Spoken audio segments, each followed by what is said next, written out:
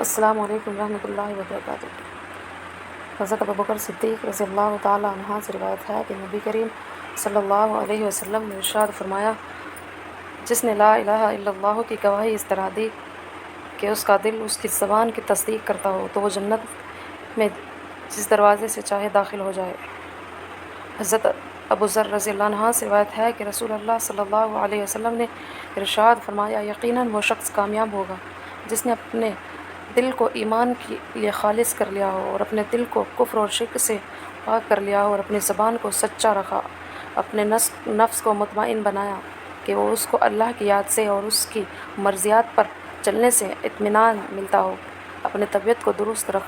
رکھا اور برائی کی طرف نہ چلتا ہو، اور اپنے کان کو حق بات سننے والا اور اپنی آنکھوں کو ایمان کی نگاہ سے دیکھنے والا بنایا۔ حضرت معاذ رضی اللہ عنہ سے روایت ہے کہ رسول اللہ صلی اللہ علیہ وسلم نے ارشاد فرمایا،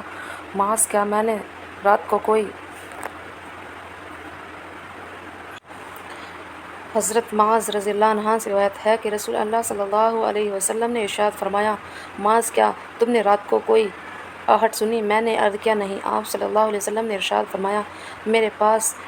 میرے رب کی طرف سے ایک فرشتہ آیا، اس نے مجھے یہ خوشخبری دی کہ میری امت میں سے جس شخص کی موت اس حال میں آئے کہ وہ اللہ تعالیٰ کے ساتھ کسی کو شریک نہ ٹھہرائے، وہ جنت میں داخل ہوگا۔ میں نے عرض کیا، یا رسول اللہ، کیا میں لوگوں کے پاس جا کر یہ خوشخبری سناؤں؟ آپ صلی اللہ علیہ وسلم نے فرمایا،